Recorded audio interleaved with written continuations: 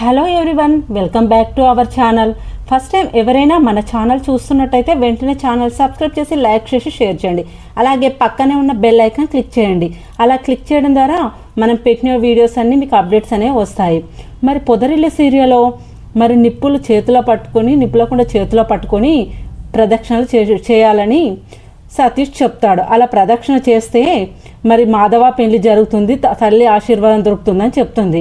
కానీ తాయారు ఇక ఇంట్లో ఆడదిక్కే లేదు, ఈ అమ్మాయి పూర్తిగా సున్నితంగా పెరిగింది, మరి ఎలా మోస్తుంది, ఈ అమ్మాయి చేయగలుగుతుందా అని తాయారు వెటకారంగా అంటుంది. కాకుంటే ఇక అలా లేదు పెద్ది, నేను చేస్తాను, నేను నిప్పులకుండా పట్టుకొని అమ్మవారి ప్రదక్షిణ చేస్తాను అని మహాలక్ష్మి అంటుంది. అప్పుడు పెద్ద అంటుంది, లేదమ్మా నువ్వు మొక్కు తీర్చడానికి లేదమ్మా, ఎందుకంటే నువ్వు చేతిలో నిప్పులకు పట్టుకొని చుట్టూ తిరిగితే నీ చేతులు కాలిపోతాయమ్మా, అలా చేయడం నాకు ఇష్టం లేదు, నువ్వు కష్టపడడం నాకు ఇష్టం లేదమ్మా, వద్దు, నువ్వు మొక్కు గురించి ఆలోచించొద్దమ్మా, పెళ్ళి ఎప్పుడు జరగకపోవడం ఎప్పుడు ఏదో జరిగేది ఉంటే అప్పుడు జరుగుతుంది, వద్దమ్మా నువ్వు మొక్కు తీర్చడం నాకు ఇష్టం లేదమ్మా అని మాధవ అంటూ ఉంటాడు. కానీ మహాలక్ష్మి మాత్రం మాధవ కోసం నారాయణ ఫ్యామిలీ కోసం మొక్కు తీర్చుకోవాలని అనుకుంటుంది మహాలక్ష్మి. ఇక ఇలా అనకపోగానే తెల్లవారిపోతుంది. ఇక అమ్మవారితో మొక్కుతుంది, తల్లి నీకు తెలియంది ఏముంది తల్లి, నీకు అన్నీ తెలుసు, మొత్తం తెలుసు, నేను ఇప్పుడు ఆ కుటుంబం కోసం నేను ఏం చేయడానికైనా రెడీ, నేను ఏం చేయడానికైనా సిద్ధంగా ఉన్నా తల్లి, బంధం అనేది కలుపుకుంటానే మొక్కు అనేది తీర్చాలని లేదు కదమ్మా, మీకు అన్నీ తెలుసు కదమ్మా, నేను మొక్కు తీర్చుకోవాలి, ఆ కుటుంబం బాగుండాలి అంటే నేను ఎలాగైనా మొక్కు తీర్చుకుంటానమ్మా, ఆ కుటుంబం కోసం ఎంత దూరమైనా వెళ్తానమ్మా తల్లి, నీకు తెలియంది ఏముంది, మొత్తం బాధ్యత నీదే అమ్మా, నేను మొక్కు తీర్చుకుంటానని తల్లికి మహాలక్ష్మి మొక్కుతూ ఉంటుంది. ఇక ఊరు జనం మొత్తం గుడి దగ్గరికి వస్తారు, ఎందుకంటే ఈ రోజు అనేది మొక్కు తీర్చుకోవాలి, ఈరోజు మొక్కు తీర్చుకుంటే ఎవరి కోరికలున్నా అలా కోరికలు అనేవి తల్లి తీరుస్తుంది. అంటే పౌర్ణమి రోజు మొక్కు తీర్చుకోవడం వల్ల అలా మొత్తం అందరూ రుద్రాంబికాదేవి మొక్కు తీర్చుకోవడానికి అందరూ వస్తారు. అలా వచ్చిన వాళ్ళను రుద్రాంబికాదేవికి మొక్కు తీర్చుకోవడానికి వచ్చిన వాళ్ళందరూ రండి ఇక్కడికి అని పిలుస్తారు. అలా పిలవడంతో అందరూ ముందుకు వస్తారుగా. అలా ముందుకు వచ్చిన తర్వాత అందరూ వస్తారు, కానీ నారాయణ కుటుంబం మాత్రం రాదు. అలా రాకపోవడంతో అంటారు, ఏంటి నారాయణ కుటుంబము ఎవ్వరు రాలేదేంటి, నారాయణ కుటుంబం తరపున ఆడవాళ్ళు అనేవారు లేరా, మొక్కు తీర్చుకోవడానికి ఎవ్వరు లేరు, ఇంకే రాలేదేంటి, ఒకవేళ అంటే ఎందుకు వస్తారు, ఆ ఊర్లో ఆ ఇంట్లో ఆ కుటుంబంలో తీర్చుకోవడానికి ఎవరు లేరు, పైగా ఒక్క అమ్మాయి ఉంది, ఆ అమ్మాయి సుకుమారంగా పెరిగింది, ఒక్క కూతురు, ఇలాంటి మొక్కులు ఆ అమ్మాయి వల్ల ఏడైతే ఏదో నైట్ అలా చెప్పింది, అంతే ఆవేశంలో అలా చెప్పింది, ఈ కుటుంబానికి దరిద్రం పోదు, ఆ మొక్కు నెరవేరదు, అయినా ఈ కుటుంబము చాలా దరిద్రమైన కుటుంబం, వీళ్ళకు ఉన్నదే దరిద్రము, అయినా ఈ కుటుంబం దరిద్రం అంత త్వరగా ఎలా పోతుంది, తల్లి కూడా వీళ్ళని కాపాడలేదు, అసలు వీళ్ళకి దరిద్రమే పోదు, ఇక మిగతాది చూడండి ఈ కుటుంబం తరపున ఎవరు రారు అని తాయారు అంటుంది. ఇక చక్రి, మాధవ, కేశవ, కన్నకి, నారాయణకి ఏం అర్థం కాదు, ఇక ఆలోచిస్తూ ఉంటారు, అసలు మహాలక్ష్మి వస్తుందా, ఒకవేళ వస్తే ఇంత కఠినమైన పూజ చేస్తుందా, చేతిలో పట్టుకొని నడుస్తుందా, ఒకవేళ మహాలక్ష్మి అలా చేస్తుంటే నేను తట్టుకోలేను, ఆమెకి ఏం చిన్న హాని జరిగినా నేను తట్టుకోలేనని ఇక చక్రి ఆలోచిస్తూ అలా పక్కకు వెళ్ళిపోతుంటాడు. ఇక దుర్గా మాత్రం రౌడీలను పెట్టిస్తాడు, ఎందుకంటే ఎవరు దొరుకుతారా ఆ ఫ్యామిలీ నుండి, ఎవరు నేర్చేయాలా, ఎవరు దొరుకుతారా అని పగబట్టి కూర్చున్న నాగుపాంలా ఉంటాడు, చుట్టుపక్కనే రౌడీలు ఉంటారు. ఇక ఇలా మొక్కు తీర్చుకోవడానికి ఒక చిన్న ఆటంకము మొదలవుతుంది. ఇక ఇలా ఆటంకం ఉన్నా కూడా ఆటంకం పోయి అమ్మవారు మహాలక్ష్మి మాత్రం ముందుకు నడిపిస్తుంది అమ్మవారు. ఇక అక్కడ ఉన్న పెద్దలు, తాయారు అందరూ కలిసి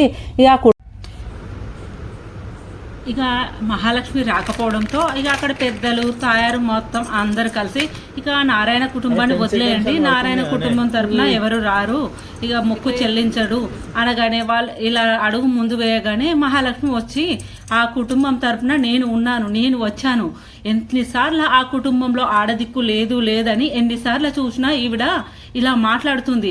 అసలు ఎందుకు మాట్లాడుతుందో నాకు అర్థం కావడం లేదు. నేను నాజుగ్గా గొప్పింటిలో అమ్మాయిలా పెరిగాను, కానీ ఈ కుటుంబానికి ఏదైనా ఆపత్తి వస్తే నేను ఊరుకోను. ఈ కుటుంబం కోసం నేను ఏదైనా చేస్తాను, నేను మొక్కు చెల్లిస్తాను అని మహాలక్ష్మి చెప్పేస్తుంది.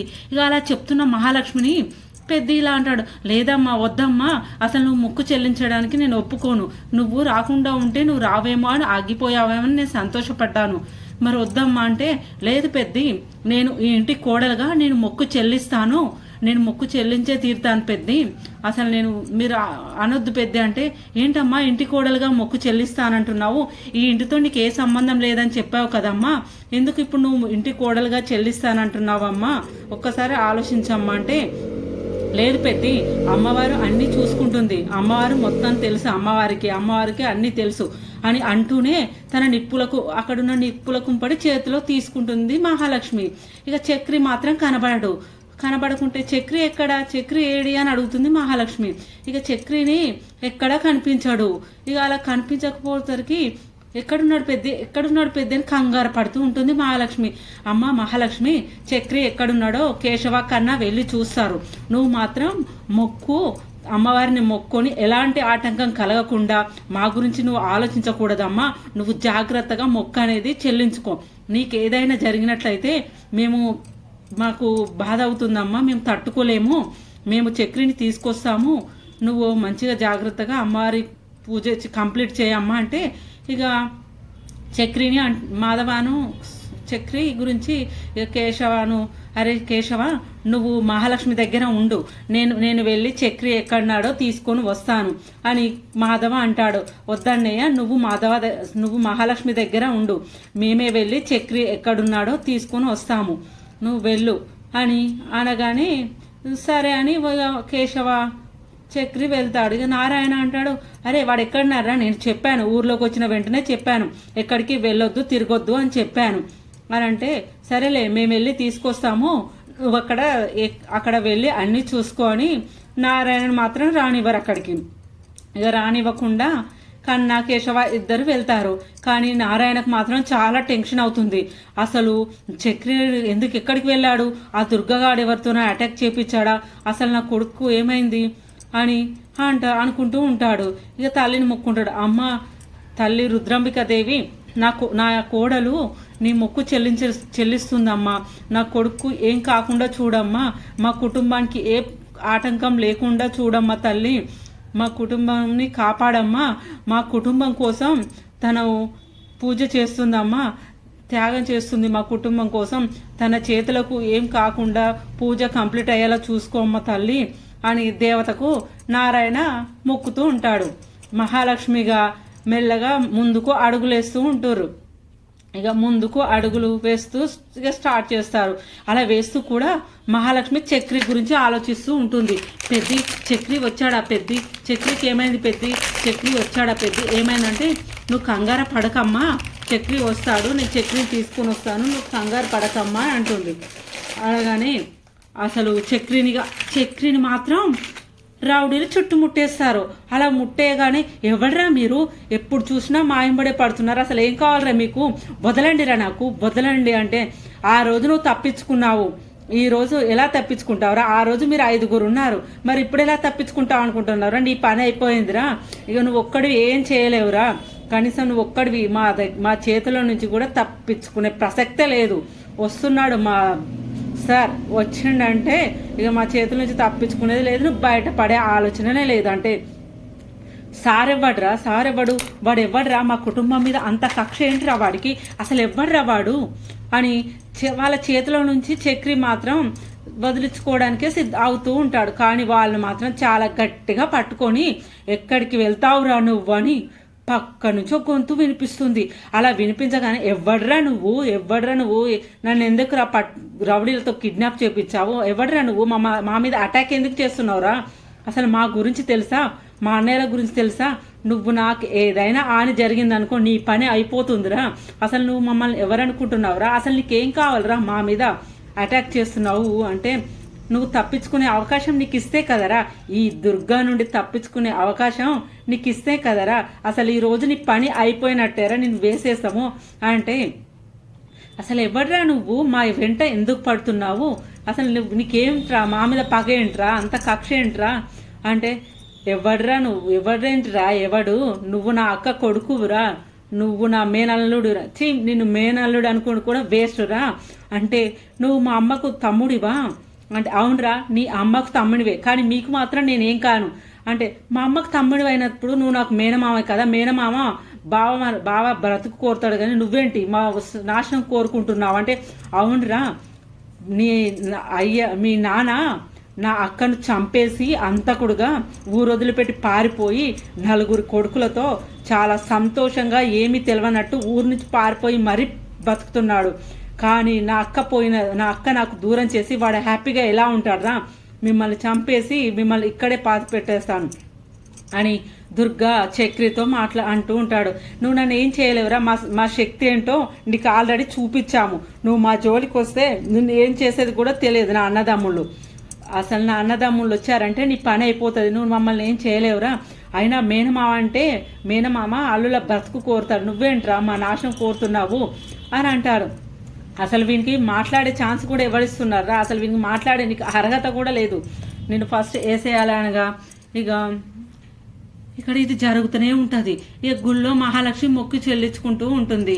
ఇక నారాయణ ఇంకా రాలేదేంట్రా చక్రి, అసలు ఎక్కడికి వెళ్ళాడురా వీడు, ఎక్కడికి వెళ్ళొద్దు అని చెప్తే అలా వెళ్ళిపోయాడేంట్రా, అసలు వీడు ఎక్కడికి వెళ్ళాడు అని అడుగుతుంది. ఇక్కడ నుంచి వెళ్దామంటే మహాలక్ష్మి పూజ చేస్తుంది, ఒకవేళ మనం వెళ్దామన్నా కూడా మహాలక్ష్మి ఒకతే అయిపోతుంది.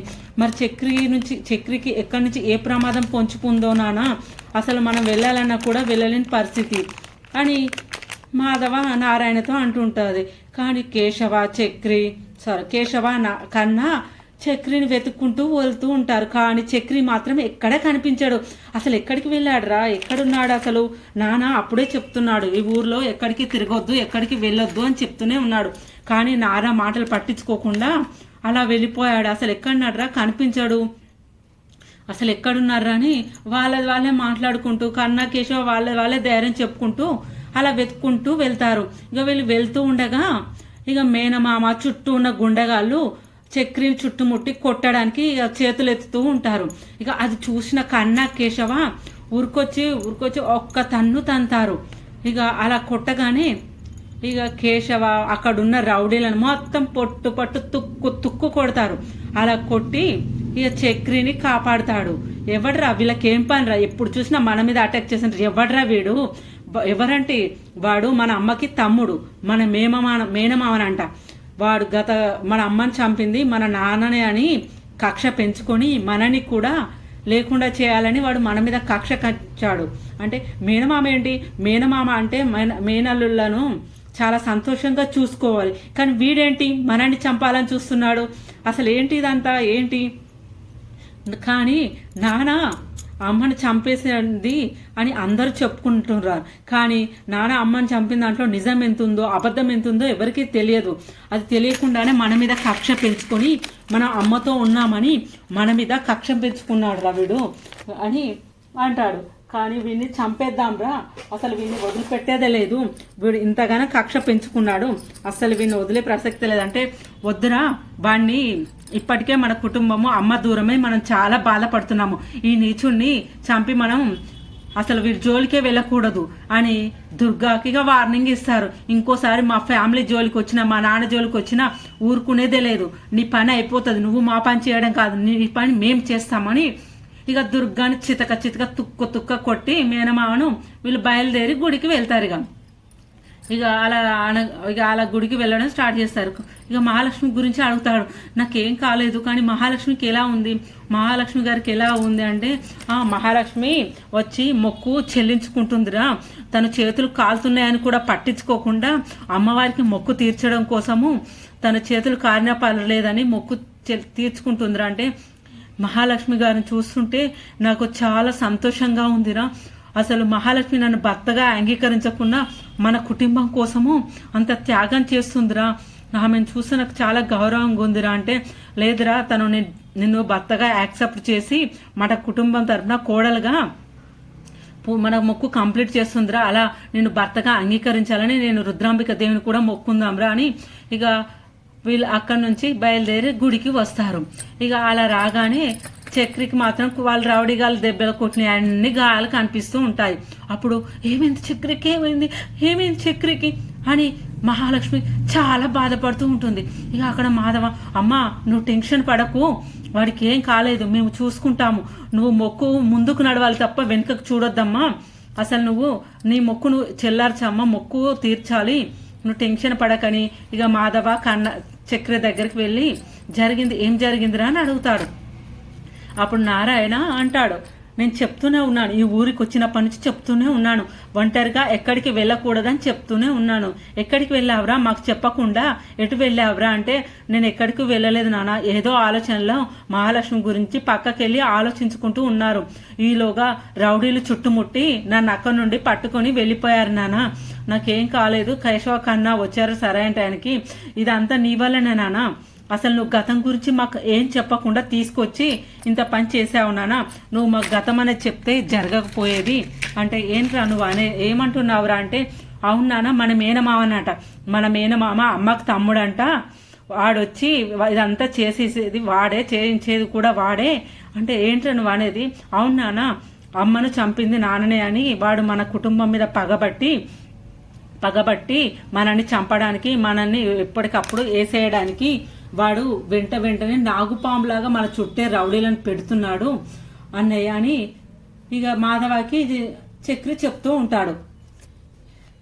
ఇక అలాగే ఇక అప్పుడు మహాలక్ష్మి అంటుంది, ఇక నేను మొక్కు చెల్లించుకుంటున్నా, ఇలా నేను మొక్కు చెల్లించుకుంటున్న వల్లనే అమ్మ తల్లి నీ దీవెన వల్లనే మా కుటుంబానికి ఏం ఆటంకం కలగొద్దమ్మా, క్షేమంగా ఉండాలి అని మహాలక్ష్మి తనలో తనే మొక్కుకుంటూ ఇక ముందడుగులు వేస్తూ ఉంటుంది. మహాలక్ష్మి చక్రి మాత్రం మహాలక్ష్మి చూస్తూ, నేను ఒకవేళ మహాలక్ష్మి కనిపిస్తే ఈ దెబ్బలు నాకు తాగిన గాయాలను చూసి చాలా టెన్షన్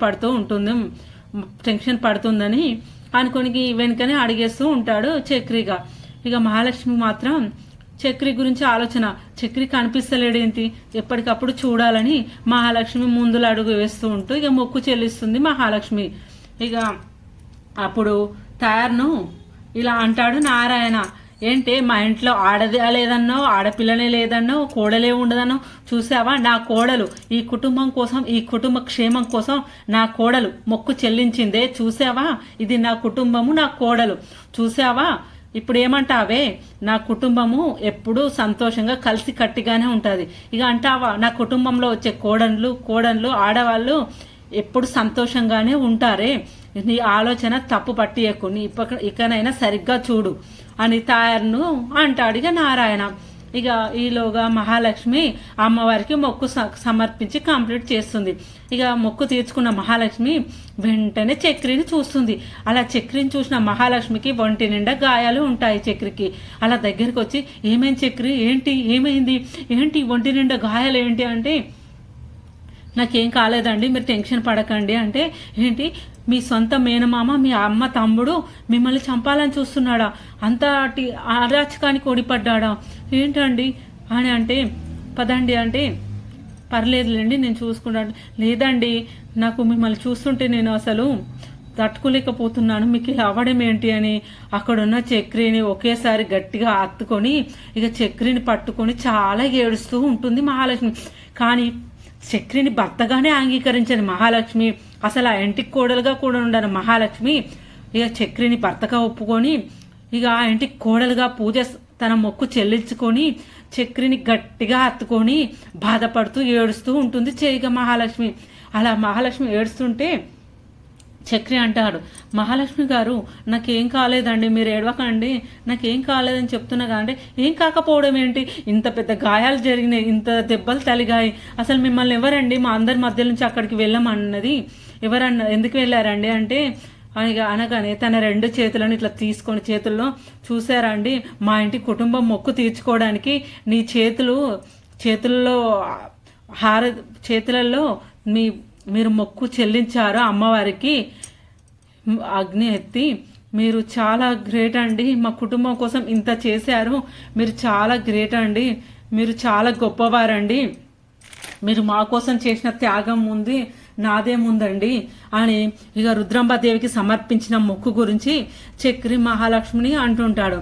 కానీ మహాలక్ష్మి చాలా బాధపడుతూ ఉంటుంది. ఆ గాయాలు చూస్తూ ఆ దెబ్బలు చూస్తూ ఏడుస్తూనే ఉంటుంది. ఒక పక్క మాధవ, నారాయణ, కేశవ, కన్న అందరు చూస్తూ ఉంటారు. కోడలుగానే అన్నామే అసలు తనను భర్తగా కూడా అంగీకరించని మహాలక్ష్మి అసలేంటి ఇంత ఏడుస్తుంది.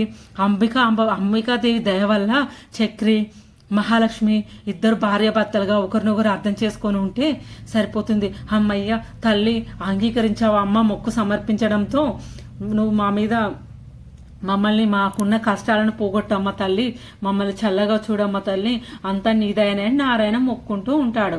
ఇక మహాలక్ష్మి మాత్రం చక్రిని చూస్తూ బాధపడుతూనే ఉంటుంది. ఇక మీరు ఏం బాధపడకండి, నాకేం కాలేదు అని ఇక చక్రి మహాలక్ష్మిని ఓదాస్తూ ఉంటాడు. మరి నారాయణ కుటుంబం కోసం త్యాగం చేసిన మహాలక్ష్మి, మరి మహాలక్ష్మి చేసిన పూజా ఫలితం ఫలిస్తుందా? మాధవకి పెళ్లి అయిపోతుందా? మరి చక్రిని భర్తగా మహాలక్ష్మి అంగీకరిస్తుందా? మరి రుద్రవరంలో ఇంకెన్ని గొడవలు చూడవలసి వస్తుంది? ఇంకా దుర్గా ఎంతమందిని మళ్ళీ పంపించి మళ్ళీ అటాక్ చేపిస్తాడు ఫ్యామిలీని? అసలు ఏం జరుగుతుందో తెలుసుకోవాలంటే మీరు మన ఛానల్ సబ్స్క్రైబ్ చేసి లైక్ చేసి షేర్ చేయండి. అలాగే పక్కన ఉన్న బెల్ ఐకాన్ కూడా క్లిక్ చేయండి. అలా క్లిక్ చేయడం ద్వారా మనం పెట్టిన అప్డేట్స్ అనేవి మీకు వెంటనే నోటిఫికేషన్ ద్వారా వస్తాయి. మరి పొదరిల్లు సీరియల్లో మహాలక్ష్మి భర్తను అంగీకరించి చాలా హ్యాపీగా ఉండాలని మీలో ఎంతమంది కోరుకుంటున్నారో అలా కోరుకునే వాళ్ళు లైక్ చేయండి. మరి మన వీడియో కనుక నచ్చితే మళ్ళీ లైక్ చేయండి. Thank you for watching our videos friends. Thank you.